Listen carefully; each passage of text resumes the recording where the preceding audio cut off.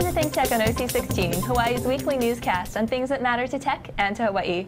I'm your host, Nicole Hori. And I'm your co-host, Maria Kashem. One of the great barriers to the expansion of PV in Hawaii is the lack of a viable system that will store solar energy overnight. In this show, we'll take a look at a promising new storage system developed locally by Joe Saturnia and Island Pacific Energy. Joe runs Island Pacific Energy, so he knows a lot about solar and storage. He took the time to develop a battery system for his own house, one that keeps the lights on even when the sun isn't shining or the grid is down. This system is smaller, lighter, and cheaper than other battery systems on the market today, and is therefore promising for PV installations in Hawaii and beyond Hawaii. Joe invited the press to his house to see the new system, and ThinkTech went along to see what was going on. Here's what we found.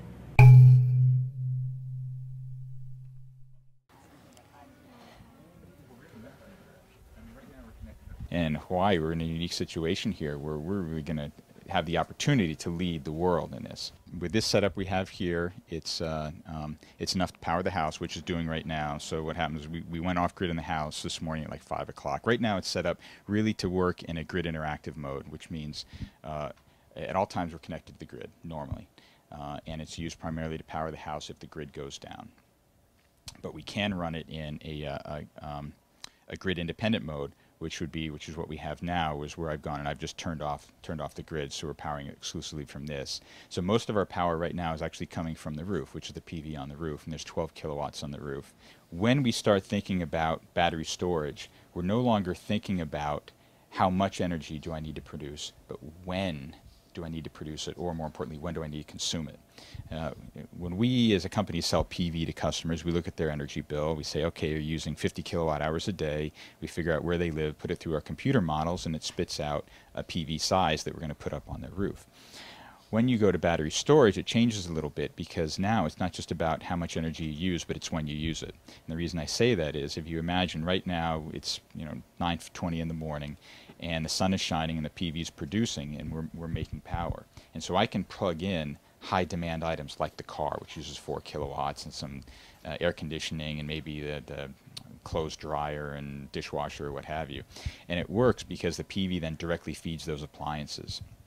If I were to do that, let's say at night when the PV wasn't working, now all of a sudden I've got to have that energy storage, which is our 38.4 kilowatt hours that we have as energy storage.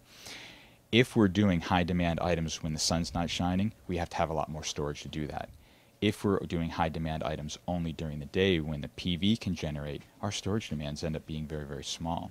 So that's a mentality that's going to change a little bit as we start moving in this direction, because people are going to be thinking, hey, that's my total energy usage is, which is what we're talking about now, but it's really about when do I use my electricity.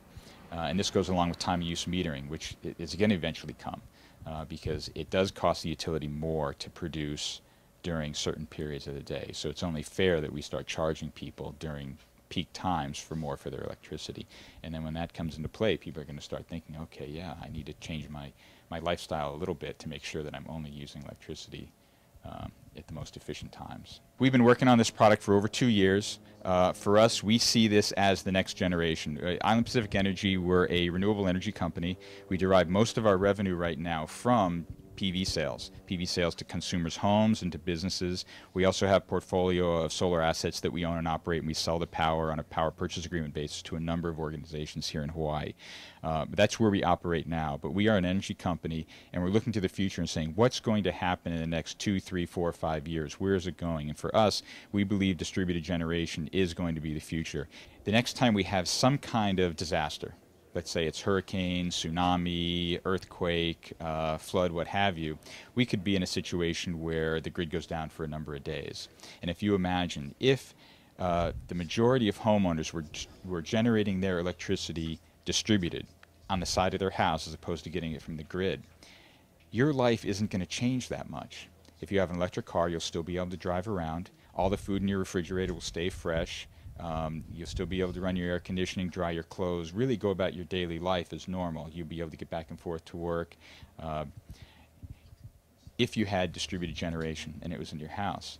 So there's tremendous societal benefits to it as well. We wanted to come out with a product that was easy, very low maintenance, that just worked. And that's what this product is. We talked a little bit about the technology that's on the inside. It's all UL listed standard components that have been out in the industry. The consumer can know that when they buy an Empower system from Island Pacific Energy, they're not buying a proprietary product, but they're buying a product that they know is going to grow with them. And so as battery technology changes, we can change the batteries out in it. As inverter technology changes, we can put new inverters in it. There's enough storage in this particular unit to keep us going forever. So what will happen is it's got enough storage to cover us to the night, get us to the next day, and then when the sun shines, then it gets charged up again. So effectively, if we did lose power for an indefinite period of time, we'd continue to have power here in the household for as long as we need it. Well, this is a 38.4 kilowatt hour battery, and so effectively it would be a house that uses less than, let's say, 15 or 16 kilowatt hours in an overnight period. Which is a lot. This is a 5-bedroom, 5,000 square foot house, and so we have air conditioning and electric car and all that good stuff. So there's 12 kilowatts of solar, and so if you want to go a true off-grid situation, you would size the solar between 25 and maybe 35% greater than what your demand is. So most of us that have solar, when we put it up on our house, we size it to what our usage is, probably 100%. But if you're going to go off-grid, we need to have a little bit extra. We need to have extra for some cloudy days, for the times in the winter when it doesn't generate as much, and so we'd want to be at that number. The benefit to the community, though, being off-grid is that you do have power, so your lifestyle will continue to go when the grid goes down. And like we talked about before, if we can cooperate with the utility and we can send power back to them as they need, we can be a good neighbor, we can be a good customer, and we can actually, as a community, be cooperative to give us the most stable, reliable power on the island. Traditionally, what's happened is that it's been, like I said, a mad science experiment that gets put on the side of your garage, and it's really the first early adopters, the techie guys that want to do this, the guys that want to go tinker with it every day, that have it as their hobby. We want to take it. We want to take it to the masses. We want to take it to the mass market, the consumer, and that's really what this product is about. And Hawaii is the perfect place to do it because with our high electric bills, you can cost justify this more so here than anywhere else in the United States. The enclosures were custom designed and engineered by us, manufactured in the United States, and they were done specifically for the Hawaii market. They're all aluminum with a baked enamel coating, so they're going to last longer than your house. We're never going to rust. They're purposely white, so we keep them cool, so we keep the temperature down, especially in the sunlight.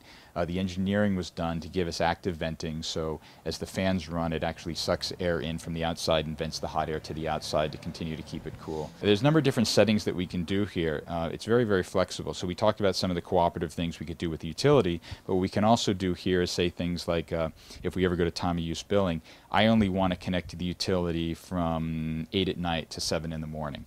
And that way we only buy power during the lowest cost times. We can say only connect to the utility if my batteries get below a certain level.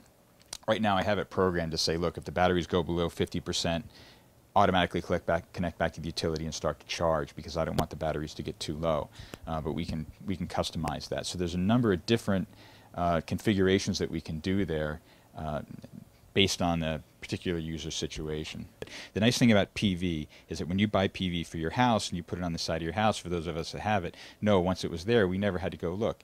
You just get the bill every month and you're saving money, and it's almost like it's not there. And we needed to achieve that same level of maintenance with this product, and we think we have. Varies based on the amount of storage that you're going to need to have. This particular model in front of us has a retail cost of $25,000. It starts at $10,000 and it goes up by increments of 5. So if you have a smaller sized home, or maybe your needs are just to keep the refrigerator going, it's just some basic electronics, the entry level is about $10,000. Useful life, the batteries we expect to get more than 10 years out of, but it all depends upon how much you cycle the battery, how deeply you cycle the battery. If you're just using this on a backup basis, which would be the primary use for this product right here in this location, we might get 15 years out of the battery, and we know people that have actually gotten 12, 15 years out of batteries. It all depends on how much you use it. We think with electric generation, we might see the same kind of thing, where instead of being charged for kilowatt hour, you as a consumer might go to a third party, and we would like to be that third party, and we will say, look, we will give you a device that's going to supply power for your house,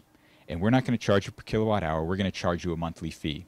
$400, $200, whatever that is, and it's going to supply you power, and we're going to continue to supply you power as you need it, and that's how you're going to buy it. So it's no longer going to be metered. It's going to be a situation where you're going to pay a flat fee, and it's going to give you what you need.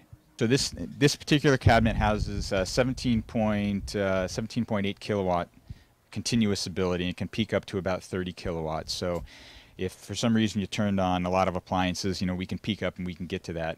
This is a reasonable sized home, so you can see it's able to power it without a problem. So we're not talking about just having a small, like beach bungalow or something like that. We have 4 inverters inside the unit, and the 4 inverters act in concert, so they're stackable. So depending on how much power the consumer needs, we can put those number of inverters. If you only need, let's say, 4 kilowatts, we can use 1 inverter. If you want to go 8, 2, and we just stack them accordingly. The black box in the middle is our electronics that enables the inverters to communicate together and cooperate and produce the power. And then below we have our load center, and this is how we connect into the utility, connect into the house, and connect into our batteries. It's quiet. You can hear it's powering the whole house. It's not making much noise or any noise at all. It's reliable.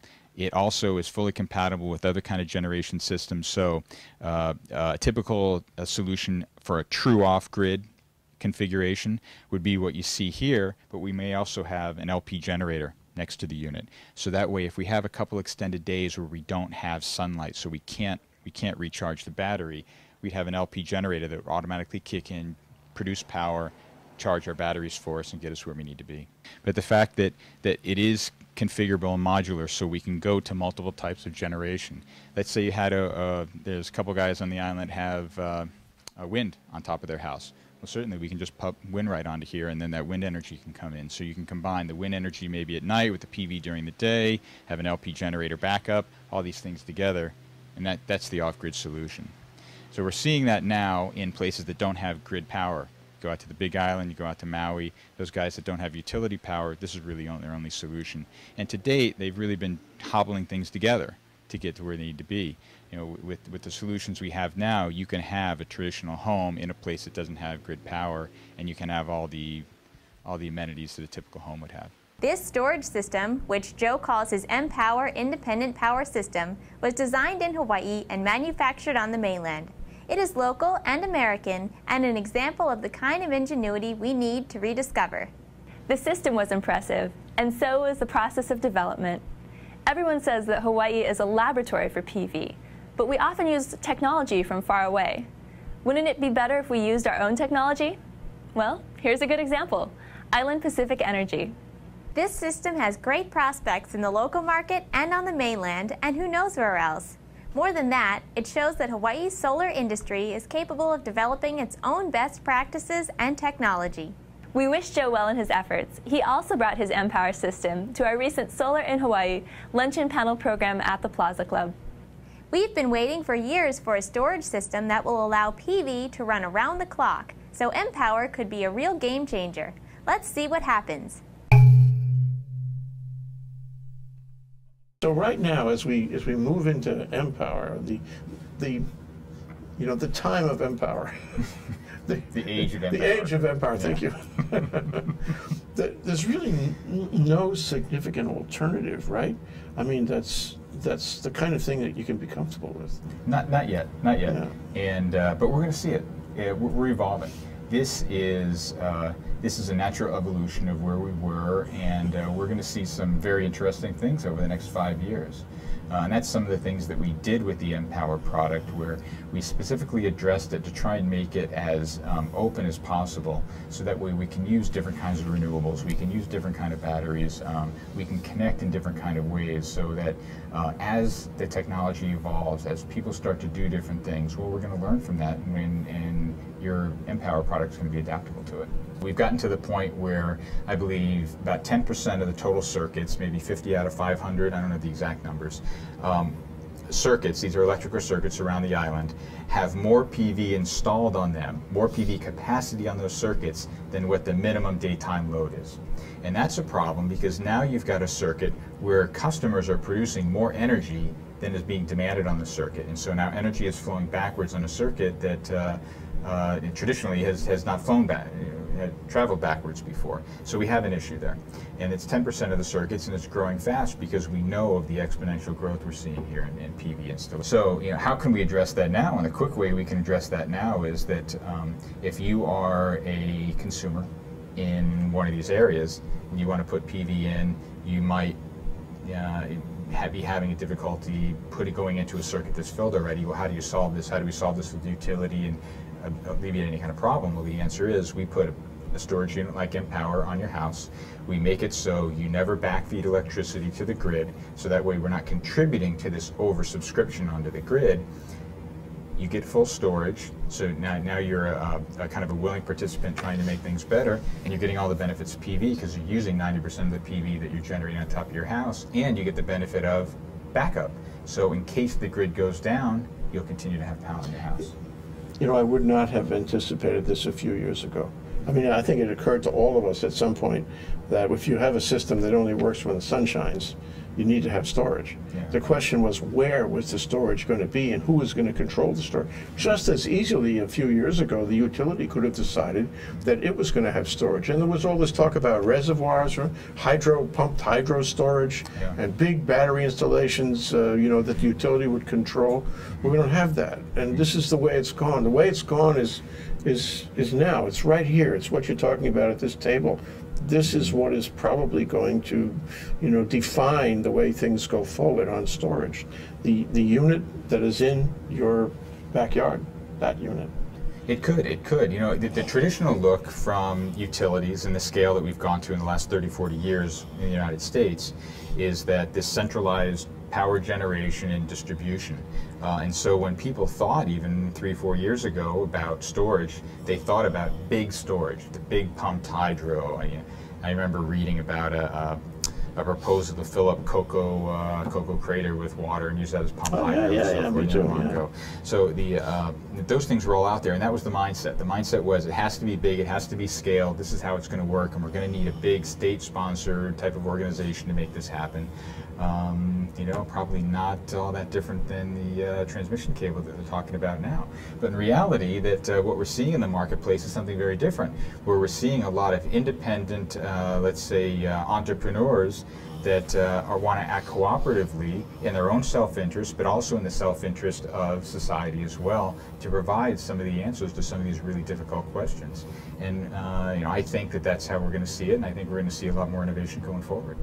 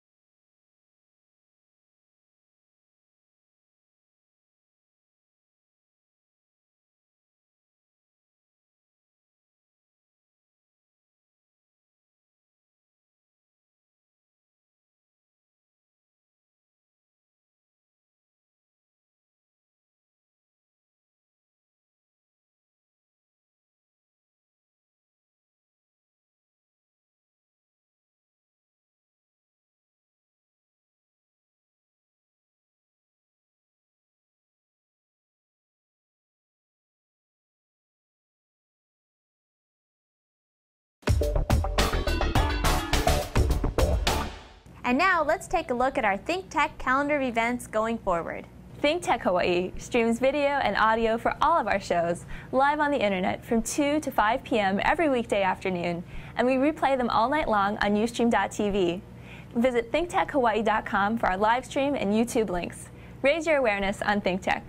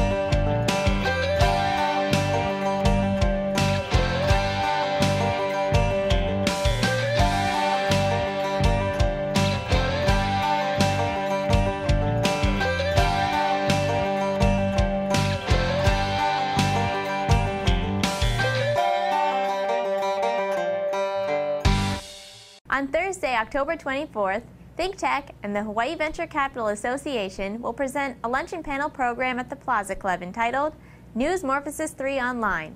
The program will feature a panel of journalists and publishers from the online news community in Hawaii. You can sign up for these programs on hbca.org.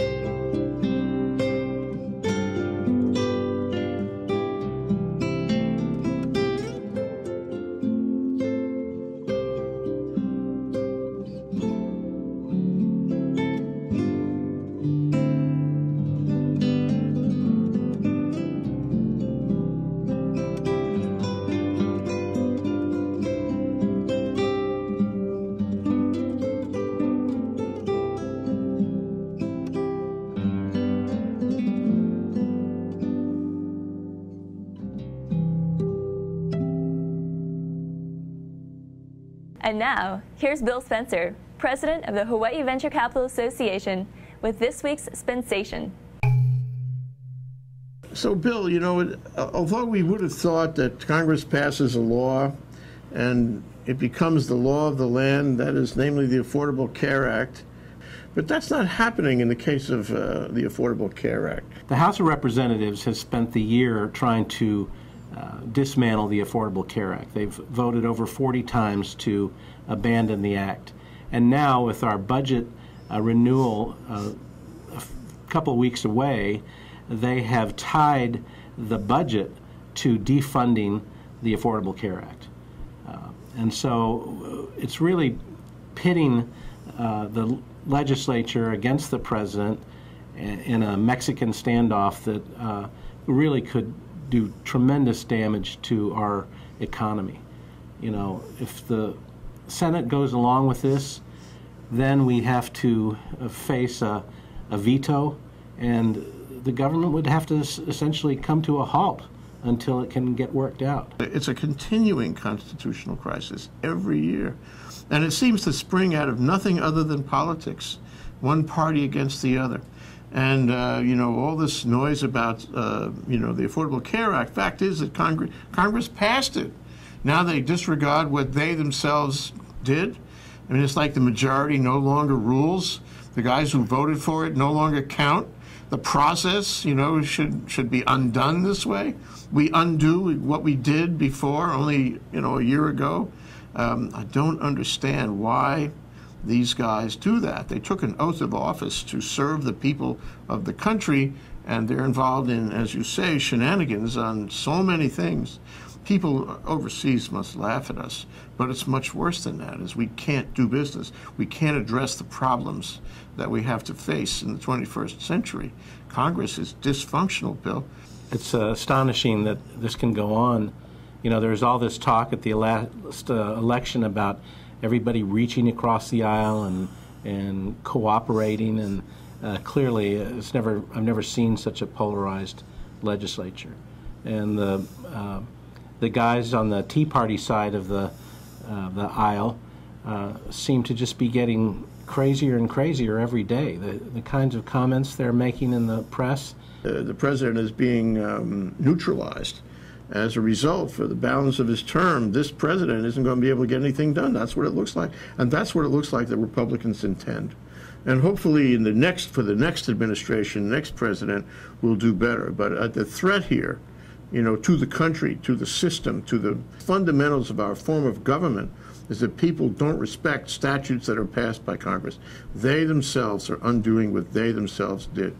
It's really hard to understand how they think the country can go forward that way. I think it really reflects, though, the fact that the American people are totally uninvolved. Yeah.